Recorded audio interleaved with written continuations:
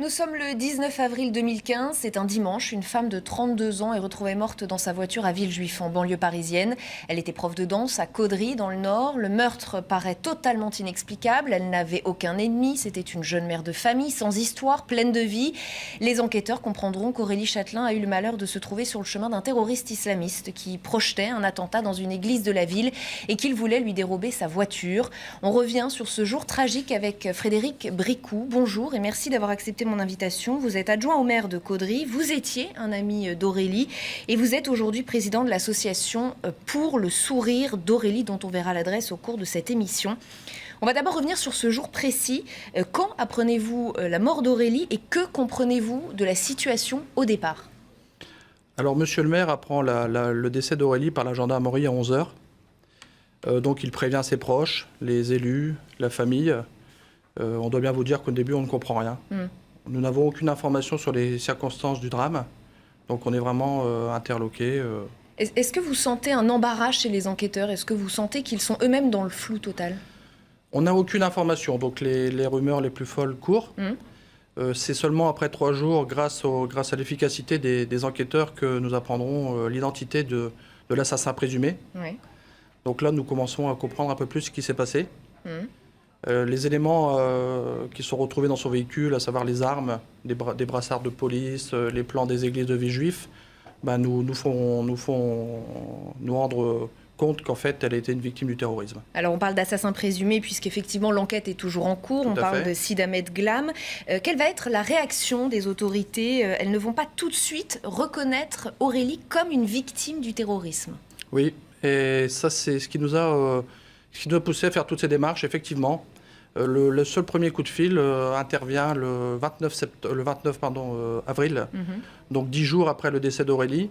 C'est le président de la République qui appelle la famille d'Aurélie pour dire qu'Aurélie sera effectivement reconnue victime de guerre et que sa fille, à ce titre, Juliette, sera donc déclarée pupille de la nation. Mais avant cela, vous aviez eu le sentiment que son cas était mis de côté ? Oui, tout à fait. Alors, avant cela, non. Là, on en est seulement qu'au début, puisqu'on est seulement 10 jours après le drame. Donc, on a ces quelques informations. On commence à comprendre un petit peu plus ce qui s'est passé. Donc là, l'appel du président de la République. Et après, c'est le silence radio. Et pourquoi ? Comment vous expliquez ça ? Peut-être parce qu'Aurélie a été une victime isolée. Peut-être parce que les autorités n'avaient pas intérêt à dévoiler le fait qu'un drame terrible était évité. C'est quand même, je vous le rappelle, un attentat avorté symbolique, puisqu'il devait avoir lieu dans la ville de Villejuif, contre une église catholique, contre de jeunes baptisés catholiques. C'était quelque chose de très symbolique. Et à mon sens, le gouvernement n'a pas voulu, avait plutôt intérêt à étouffer l'affaire. Alors peut-être pour des questions d'enquête, peut-être pour des questions de morale. Mais justement, c'est ce que j'allais vous dire. Quel est le discours officiel ? Qu'est-ce qu'on vous dit officiellement ? C'est parce que l'enquête est en cours, alors on ne peut pas vous en dire plus ? Oui, c'est ça. En fait, on ne nous dit pas grand-chose. C'est surtout la famille qui a des informations. Donc la famille qui est prévenue qui est appelée par le président de la République.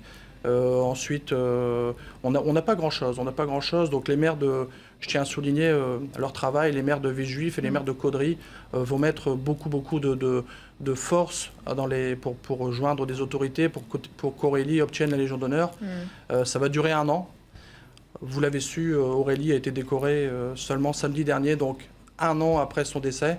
Et ça, c'est grâce au travail des maires de Villejuif et de Caudry qui ont vraiment bataillé pour qu'Aurélie soit reconnue comme il se doit. Mais vous dites que ce flou autour de l'enquête, ce manque d'informations et ce discours officiel qu'on vous tient, ça ne tient pas la route. Et vous avez le contre-exemple de l'attentat déjoué du Thalys. Oui, tout à fait. Alors, on nous invoque quelque peu le fait que l'enquête ne soit pas bouclée. Et puis, effectivement, comme vous le dites, on a le contre-exemple du Thalys. Pour l'attentat avorté du Thalys, les ressortissants américains sont décorés quelques jours après. D'où la question des proches et de la famille d'Aurélie. Est-il plus facile d'accrocher la Légion d'honneur sur la veste d'un soldat américain vivant plutôt que sur le cercueil d'une fille de la patrie ?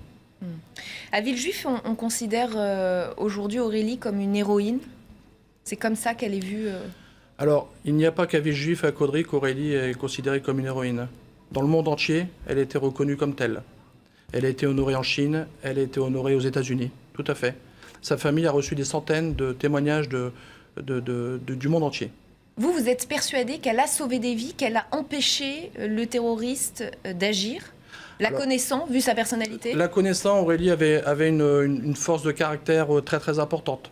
C'était une passionnée. Elle était très très impliquée dans le social, dans l'associatif. C'était quelqu'un qui détestait l'injustice. Elle était empreinte de liberté, d'humanisme. Donc je ne peux pas vous le dire, j'étais pas là malheureusement, ou j'étais pas là heureusement. Ouais. Mais a priori, la connaissant, oui, elle a dû se battre pour que son agresseur n'aille pas plus loin.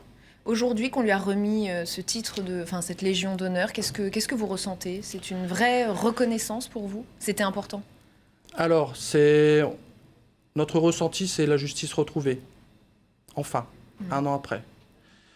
Mais après, vous savez, c'est très peu de choses comparé à la mort, à la perte d'une maman, la perte d'une fille, la perte d'une amie, la perte d'une personne extraordinaire. C'est très très peu de choses.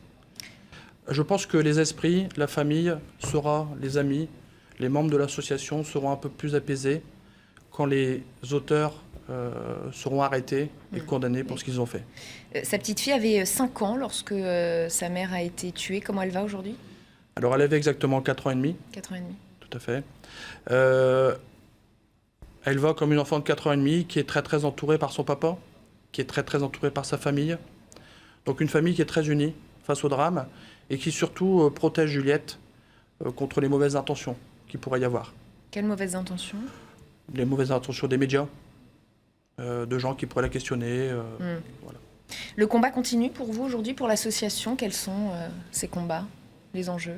Alors le combat, oui, déjà, le premier combat, il est important, c'est de perpétuer la mémoire d'Aurélie. Ça, c'est le premier combat. Le second combat, et ça va lui correspondre parfaitement, Aurélie aimait faire le bien autour d'elle, aimait voir les gens heureux.